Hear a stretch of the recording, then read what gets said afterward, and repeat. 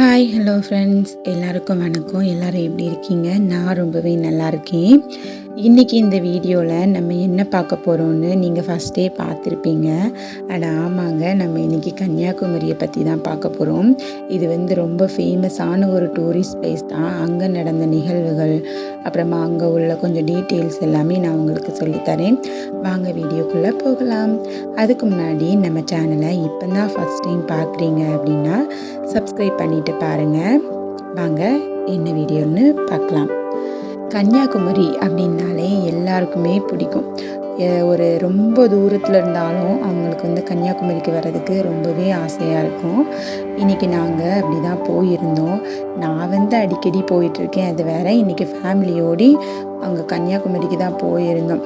Kanyakumari tourist பிளேஸுக்கு ரொம்பவே பேர் போன இடம் அங்கே ஃபஸ்ட்டு நம்ம திருவள்ளுவர் சிலையை பற்றி நம்ம கொஞ்சம் தெரிஞ்சுக்கலாம், ஓகேவா? ஃபஸ்ட்டு திருவள்ளுவர் சிலை யாரால் கட்டப்பட்டுச்சு அப்படின்னா கணபதி ஸ்தபி அவங்க கட்டியிருக்காங்க. அவங்க ஒரு ஃபேமஸான சிற்பி. அவங்க தான் வடிவமைச்சு கட்டியிருக்காங்க.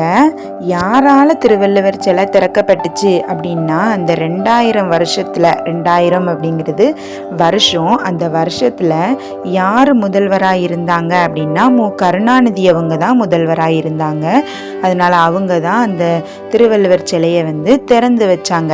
சரி, ஓகே. இனி திருவள்ளுவர் சிலையை பற்றி கொஞ்சம் பார்க்கலாமா? 133 அடி உயரம் இருக்குது இந்த திருவள்ளுவர் சிலை.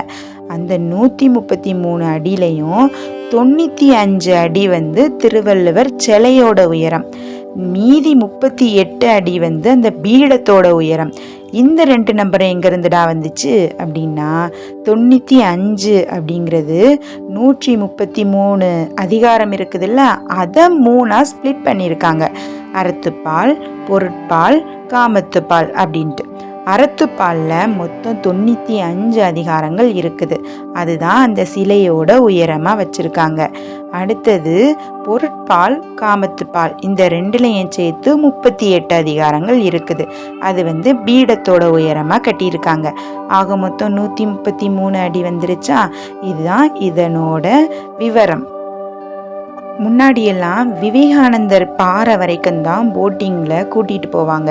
அதுக்கப்புறம் திரும்ப போட்டில் ஏற்றி தான் திருவள்ளுவர் சிலைக்கு எப்பயாச்சும் தான் கூட்டிகிட்டு போவாங்க. அலை அதிகமாக இருந்துச்சுன்னா கூட்டிகிட்டு போக மாட்டாங்க. இப்போ அதுக்காக தான் ஒரு ஸ்பெஷலாக ஒன்று ரெடி பண்ணிட்டாங்க. கிளாஸ் பிரிட்ஜ் இப்போ ரீசெண்டாக ஓப்பன் பண்ணியிருக்காங்க. அதனால தான் விவேகானந்தர் பாறை டு திருவள்ளுவர் சிலை நம்மளுக்கு ஈஸியாக அதில் நடந்து போயிட முடியுது. அந்த பிரிட்ஜ்லேயுமே நம்ம வாக் பண்ணும்போது ஸ்லிப்பர் போடக்கூடாது, ஓடக்கூடாது, உட்காரக்கூடாது, நடந்து தான் போகணும். கீழே பார்த்தீங்களா எவ்வளோ அழகாக அந்த பாறை மேலே அந்த தண்ணி மோதும்போது அதை பார்க்கவே அவ்வளோ அழகாக இருக்குது. இங்கே என்ன ஒரு ஸ்பெஷல் என்னென்னா, முக்கடல் சந்திக்கும் இடம் கன்னியாகுமரி தான். அரபிக்கடல், வங்காள விரிகுடா, இந்திய பெருங்கடல், இந்த 3மே ஒன்றா சந்திக்கிற இடம் கன்னியாகுமரி தான், வேறு எங்கேயும் கிடையாது. லொக்கேஷனில் நீங்கள் போட்டு பாருங்கள், கரெக்டாக முக்கடல் சந்திக்கிற இடம் எது அப்படின்னு சொன்னால் கன்னியாகுமரின்னு தான் காட்டும். கன்னியாகுமரிக்கு இருக்கிற கிளாஸ் பிரிட்ஜ் தான் நம்ம இந்தியாவிலேயே ஃபஸ்ட்டு கடலுக்கு மேலே கட்டியிருக்கிற கிளாஸ் பிரிட்ஜ். இனி விவேகானந்தர் மண்டபம் எப்படி இருந்துச்சுன்னு பார்க்கலாமா? விவேகானந்தர் அந்த பாறை மேலே உட்கார்ந்துருந்து ரொம்ப நாளாக தியானம் பண்ணிட்டு இருந்தாங்களாம். அதனால தான் அவங்களுக்கு அங்கே விவேகானந்தர் ஒரு மண்டபம் அப்படின்ட்டு அங்கே அமைச்சிருக்காங்க. அதுக்கு விவேகானந்தர் மண்டபத்துக்கு ஆப்போசிட்டில் ஒரு சின்னதாக ஒரு கோவில் மாதிரி இருக்கும். அங்கே என்ன அப்படின்னா அந்த கன்னியாகுமரி அம்மனோட கால் தடம் இருக்குது அப்படின்னு சொல்கிறாங்க அந்த பாறை மேலே. அதுக்காக அங்கே ஒரு கோவில் கட்டி வச்சுருக்காங்க. அங்கே உள்ளே கேமரா நாட் அலவுட், அதனால் அதை கவர் பண்ண முடியலை, ஓகேவா? ஆனால் அதோட வியூ பார்த்திங்களா, மேலேருந்து பார்க்கும்போது செம்மையாக இருந்துச்சு. நடு கடலுக்கு மத்தியில் ஒரு பாறை இருக்குது. அந்த பாறையில் விவேகானந்தர் மன்றம் இருக்குது. அதுக்கப்புறமா திருவள்ளுவர் சிலை கட்டியிருக்காங்க. அதுக்கு முன்னையே ஒரு சின்னதாக ஒரு கோவில் மாதிரி ஒரு மண்டபமும் இருந்துச்சு. சூப்பராக இருந்துச்சு அதோட வியூவே. என்னமோ வானத்தை எட்டி பார்க்குற மாதிரி இருந்துச்சு. இன்னொன்று, இது வந்து நம்ம தமிழ்நாட்டோட லாஸ்ட்டு எல்லை பாயிண்ட்டுன்னு கூட சொல்லலாம். இதுக்கப்புறம் இலங்கை தான் இருக்குது. நெக்ஸ்ட்டு வந்து இதே மாதிரி நம்ம அடுத்து என்ன பார்க்க போகிறோம் அப்படின்னா, கன்னியாகுமரியில் மறக்க முடியாத ஒரு நிகழ்வு தான் நடந்துச்சு. அதுதான் என்னன்னு பார்க்க போகிறோம். இப்படி சொன்னதுமே நீங்கள் கெஸ் பண்ணியிருப்பீங்க. ஆமாங்க, சுனாமி தான். 2004 சுனாமி வந்துச்சு. கன்னியாகுமரியில் மட்டும் இல்லை, நிறைய ஏரியாவில் வந்துச்சு. இந்தோனேஷியாவில் சுமத்ரா அப்படிங்கிற தீவில் தான் நிலநடுக்கம் ஏற்பட்டு சுனாமி வந்திருக்குது. அது நம்ம இந்தியாலையும் கொஞ்சம் இடத்தெல்லாம் நல்லா பாதிச்சிருச்சு. தாய்லாந்து, இலங்கை இங்கே எல்லாமே பாதிச்சிருச்சு. அது நம்ம தமிழ்நாட்டில் எங்கே அப்படின்னா கன்னியாகுமரியில் ரொம்ப அழிஞ்சிருச்சு எல்லாமே. நிறையா மக்கள் போட்டிங்கில் போயிட்டு இருந்தவங்க, திருவள்ளுவர் சிலையில் இருந்தவங்க, அந்த கடல் பக்கத்தில் இருந்தவங்க எல்லாருமே நிறைய பேர் அதில் இறந்து போயிட்டாங்க. நிறைய பேர் காணாமல் போயிட்டாங்க. உடல் கூட கிடைக்கல. அந்த சமயத்துலலாம் நான்லாம் குட்டி குழந்தை. எங்கள் ஊரும் அங்கே பக்கத்தில் தான் இருக்குது. ஆனால் எங்கள் ஊரில் எந்த பாதிப்பும் ஏற்படலை. எங்கள் ஊர் பக்கத்து ஊர்லலாம் சுனாமி வந்து நிறைய வீடெல்லாம் அழிஞ்சு போயிடுச்சு. கன்னியாகுமரியில் ஒரு அப்ராக்சிமேட்டாக 542 பேர் இறந்ததா இப்போவும் ரெக்கார்டு இருக்குது. அவங்களோட உடல் கிடைக்கவே இல்லை. இன்னுமே அந்த 2004 வருஷம் டிசம்பர் 26 சுனாமி வந்துச்சு. நம்ம கிறிஸ்மஸுக்கு நெக்ஸ்ட் டே தான் வந்துச்சு. அப்போ எவ்வளோ டூரிஸ்ட் அங்கே போயிருப்பாங்கன்னு கொஞ்சம் நினச்சி பாருங்கள். சும்மா நம்ம லீவு விட்டாலே அங்கே போகிறோம் கன்னியாகுமரிக்கு.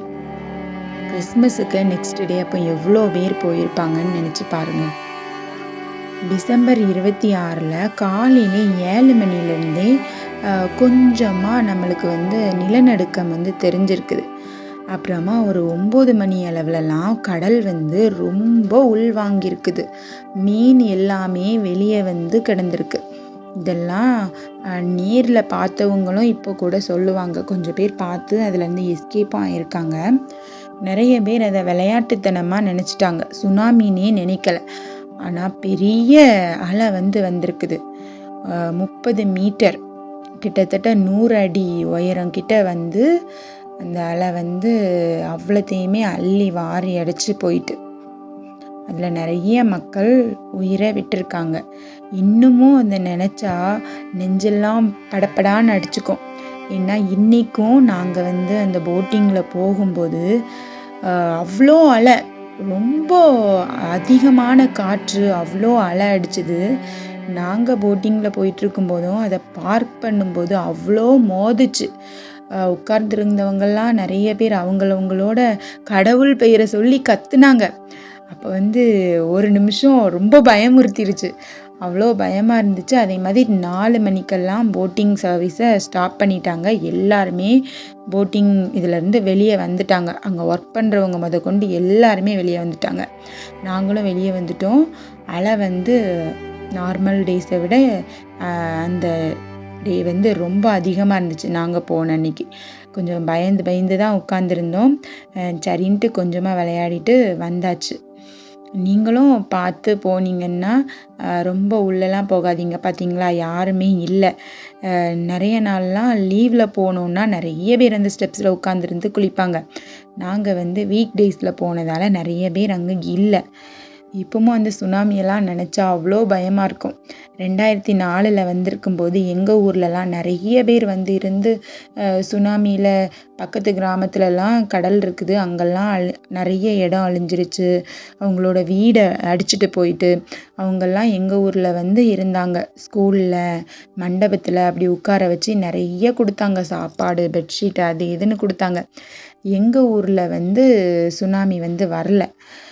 இதுவுமே நம்மளுக்கு திருவள்ளுவர் சிலை, அங்கே இருக்கிற விவேகானந்தர் பாறை, இது எல்லாமே எப்படி கட்டியிருக்காங்கன்னா நிலநடுக்கத்தால் எந்த பாதிப்பும் வராது அப்படிங்கிற முறையில் தான் கட்டியிருக்காங்க.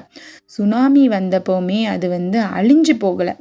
அலை அடிச்சுட்டு போனதை தவிர அது எதுவுமே ஃபுல்லாக அழிஞ்சு போகலை.